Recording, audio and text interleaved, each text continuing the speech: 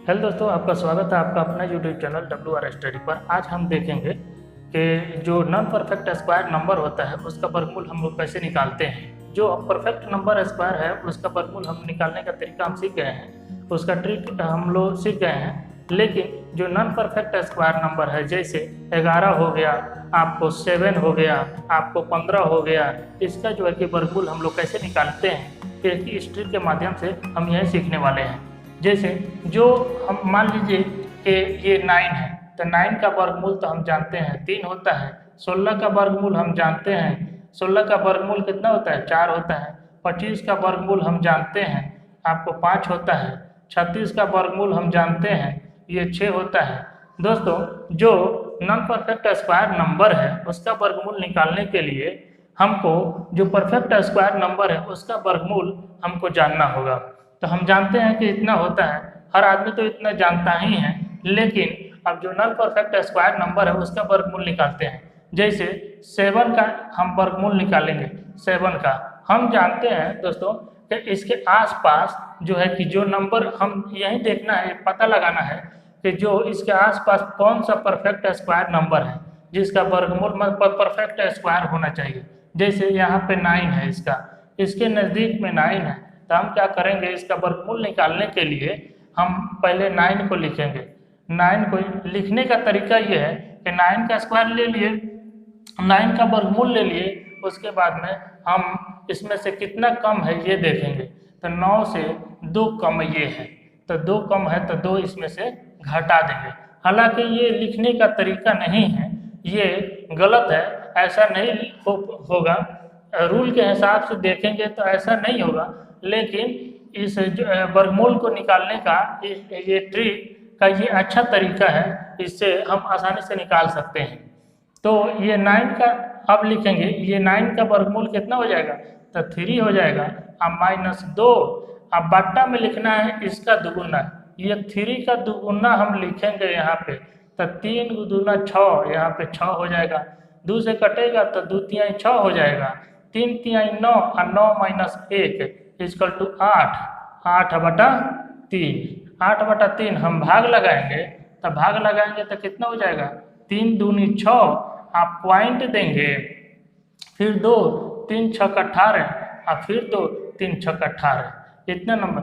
दोस्तों, ये जो नंबर आएगा ये अप्रोक्सीमेट आएगा।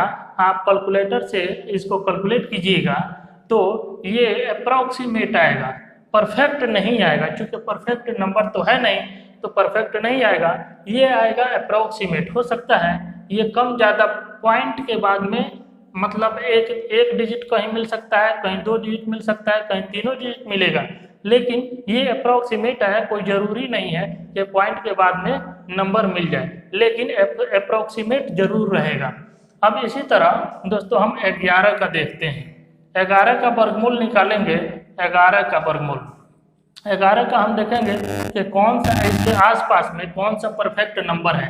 तो जो परफेक्ट नंबर है, जैसे कि यहाँ भी 9 है, तो 9 का हम परफेक्ट नंबर 9 लिखेंगे। देखेंगे कि 9 कितना 2 इसमें कितना जोड़ेंगे तो 2 हो जाएगा, तो इसमें हम 9 2 11 होता है, तो 2 जोड़ देंगे।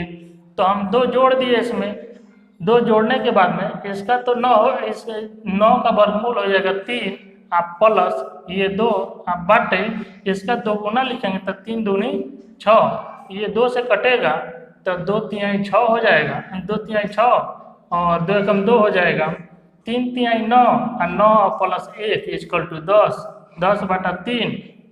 10/3 को हम पॉइंट में लिखेंगे तो 3 तिहाई 9 और फिर 1 आ जाएगा, पॉइंट 3, फिर 1 फिर 3 आ जाएगा।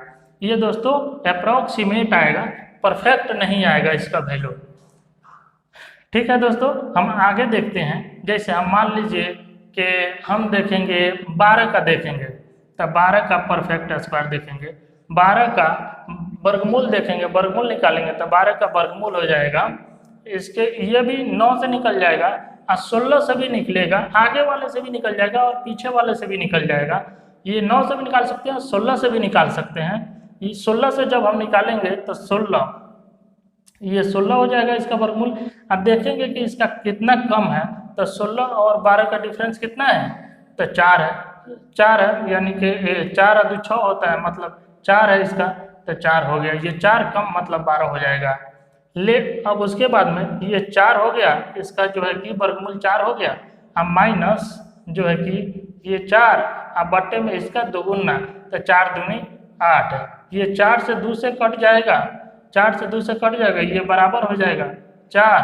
अब माइनस जो है कि 1/2, हम इसका वर्गमूल निकालेंगे तो ये हो जाएगा 4 दूनी 8 माने 1 इक्वल टू 7/2 हो जाएगा।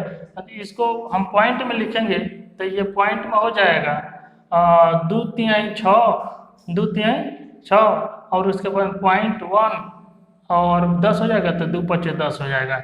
इतना इसका वर्गमूल आ जाएगा। इसी तरह दोस्तों अब हम लिखेंगे, अब मान लीजिए कि अगर पीछे से हम निकालते हैं, जैसे कि 9 को लेकर के हम निकालते हैं, तो 9 को लेकर के हम निकालेंगे तो इसका लिख सकते हैं 9, हम माइनस प्लस लिख सकते हैं, 9 3 12 होता है, तो 3 ऐसे लिख सकते हैं। फिर इसका 3 आप प्लस 3/3 दूनी 6 हो जाएगा, यहाँ पे 3 दूनी 6 हो जाएगा, कट जाएगा। फिर इसको 3 आप प्लस 1/2 लिख सकते हैं, 3 दूनी 6, 6 × 1 7 इक्वल टू 7/2 हो जाएगा।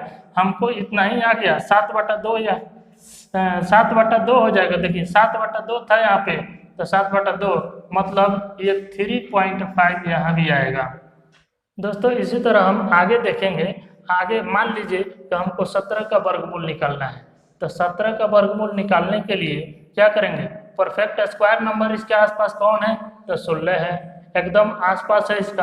तो 16 आप प्लस लिख सकते हैं, प्लस कितना, तो 1 लिख सकते हैं, 1 हो जाएगा।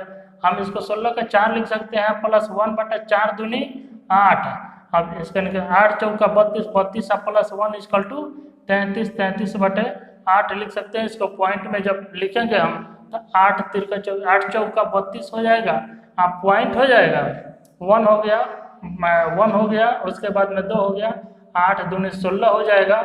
लगभग अप्रोक्सीमेट इतना ही आएगा इसका वैल्यू। फिर उसके बाद में मान लीजिए कि हमको 21 का वर्गमूल निकालना है। 21 का वर्गमूल निकालने के लिए हम इसके आसपास वाला जो परफेक्ट नंबर स्क्वायर है जिसके 25 है, हम 25 को देखेंगे, तो 25 जो है कि 25 लिख देंगे। हम माइनस देखेंगे कितना माइनस करना है इसमें, तो 21 आ जाएगा। तो आप देखिए 25 में से 4 माइनस कीजिएगा तो 21 आ जाएगा, तो 4 हम लिख दिए। अब 25 का वर्गमूल 5 होता है, -4, अब बटे इसका दुगुना, तो 5 दूनी 10 हो जाएगा, 2 दूनी 4 और 2 × 10, उसके बाद में 5 और -2/5, 5 25 और -2, तो 25 में से 2 घटेगा तो 23/5।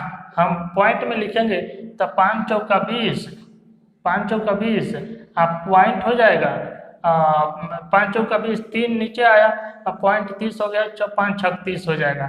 इतना अप्रोक्सीमेट हमारा वैल्यू आ जाएगा। अब मान लीजिए दोस्तों 32 का हम वर्गमूल निकालेंगे, 32 का वर्गमूल निकालेंगे तो 32 का हो जाएगा, इसके आसपास वाला कोई वैल्यू देखेंगे तो आसपास वाला इसका वैल्यू है जो 36 हो जाएगा, तो 36 हो जाएगा, इसका परफेक्ट स्क्वायर नंबर आ जाएगा।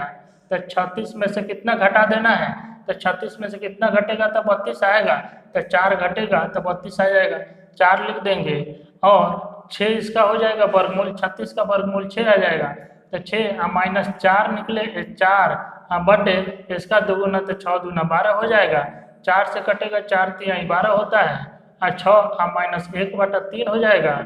उसके बाद में 6 × 3 = 18, 18 में से 1 घट गया 17, 17/3 हो गया। इसका जो है कि हम पॉइंट में लिखेंगे तो 3 × 15, 3 × 15 आप पॉइंट देंगे, 15 × 2 = 17 होता है, तो 20 हो गया, 3 × 6 = 18, 3 × 6 = 18, 3 × 6 = 18 हो गया। फिर उसके बाद में 20 हो गया, फिर 3 × 6 = 18 हो गया। तो ये अप्रोक्सीमेट वैल्यू आके इतना निकल जाएगा। दोस्तों हम 52 का जो है कि वर्गमूल निकालेंगे, 52 का वर्गमूल निकालेंगे तो 52 का हो जाएगा, इसके आसपास वाला कोई वैल्यू देखेंगे, इसके आसपास वाला कौन वैल्यू है, तो 7 का स्क्वायर 49 होता है, तो 7 का स्क्वायर 49, हम 49 को लिख सकते हैं, हम लिख सकते हैं कि 49 में ही कितना जोड़ेंगे तो 52 आ जाएगा, तो 1 50 और 3 जोड़ेंगे इसमें तो 52 आ जाएगा। 3 49 में 3 जोड़िए तो 52 आ जाएगा। उसके बाद में इसको हम इसका वर्गमूल 7 लिख सकते हैं। 7 आप प्लस ये 3 आप बटे इसका दुगुना तो 7 दूना 14 हो जाएगा। ये 14 से फिर 7 में हम गुना करेंगे और फिर 3 उसमें ऐड करेंगे तो 14 सत्ते 98, 98 और 3 8 और 3 11, 101 आ जाएगा। 101 बटा 14 हम जो है कि इसमें भाग लगाएंगे तो 14 सत्ते 98, 7 आप पॉइंट कितना आएगा 7 पॉइंट 98 या 3 आएगा 30 आएगा। तो उसके बाद में 30 आएगा तो 14 दूनी 28, फिर 2 आएगा तो 14 एकम 14 लगभग अप्रॉक्सीमेट वैल्यू 7.21 आएगा। दोस्तों मुझे उम्मीद है कि ये ट्रिक आप लोगों को अच्छा लगा होगा। अगर सच में अच्छा लगा होगा तो आप इस वीडियो को लाइक कीजिए, कमेंट कीजिए और अपने दोस्तों के साथ शेयर कीजिए। दोस्तों अगर आपने हमारा चैनल WR स्टडी को सब्सक्राइब नहीं किया है तो आप इसे तुरंत सब्सक्राइब करें और बेल आइकन जरूर दबाएं। Thank you.